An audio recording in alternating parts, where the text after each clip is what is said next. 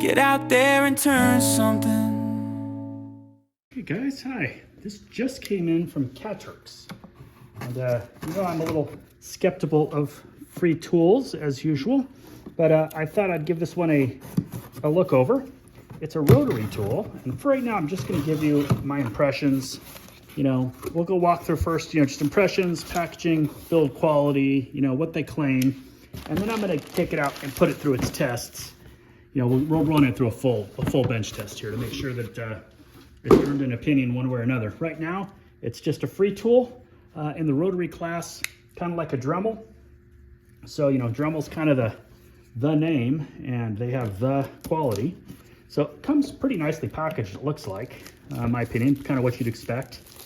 Nothing, it's not Apple class or anything, but it's definitely nicely packed for a tool. So let's take a look at what we got inside the box.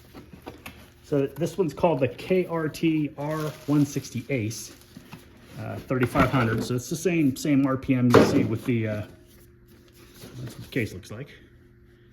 So case is a little thin. Kind of feels what you'd expect for this quality level, for this, you know, price point.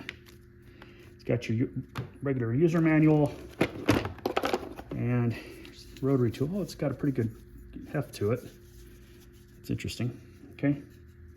It's got a recessed on-off switch, little hanger. I don't think, yeah, it doesn't look like it includes any kind of hanging stand for it. And a typical lock, very small collet. But the weight is good. It's kind of what you'd expect for that. I'd have to grab my Dremel to see. We'll put it on a scale later and actually look at when I'm actually doing a full breakdown review. But the weight's nice. It's got a kind of this feels more like textured plastic than a rubber grip. Doesn't really have much give. And the seam lines, you can see a little flashing and stuff there. It's kind of typical also at this price point. So, but it's heavier than I expected, so the weight's pretty good there. Comes with a couple of, you can see what's in the box here. It comes with the drywall, roto zip kind of deal, and a little clear cover on there. We'll see what that goes for. And then the accessories. I mean, everyone gets all blown away by, ooh, it comes with this, this, and this, but I mean, generally most of this stuff is pennies on the dollar. You're not gonna, it shouldn't weigh your decision one way or another about how many cutoff wheels and inexpensive drums they send you. We're gonna have to look at the tool.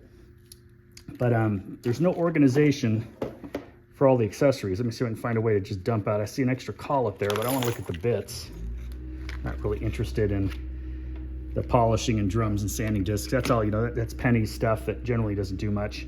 Get a little wire wheel, a couple of stones here, probably nice for working on. But these are all typical, you know, low cost stuff. This isn't going to be like getting a set of cuts all. Got some drums for little sanding discs. So what I'm interested in is their cutters. So we've got a spiral cutter, small there. I generally only use cut saw, little diamond burr,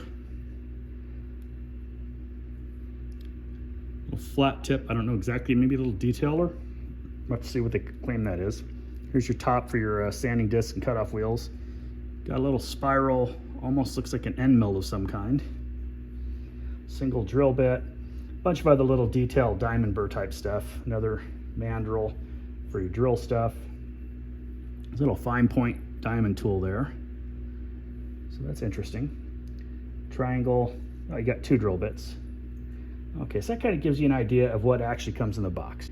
Again, anything here should not influence your decision to buy the tool. The tool is the tool. This is what's gonna matter. So we'll test some run out. I have a bench test kind of set in mind. I want to get this into real world before I make any recommendation, but that's kind of my impression. The case is completely adequate, but it's adequate. There's nothing about it that's going to make you go, ooh, well, that's special. I remember when I got my Dremel 20 plus years ago. Oh, this is different though.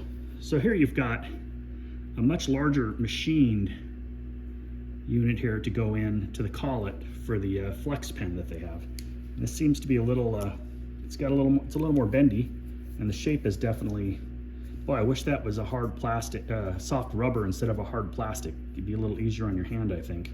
But it does fit in your hand nicely like a pen, where my old Roto flex shaft from my other Dremel, from my actual Dremel brand, is much bigger, larger, so you get a little more fatigue there. So we'll see if that actually equates to any difference when we actually get down to using it, and we'll test it for run out and some of the key things, how it performs under load.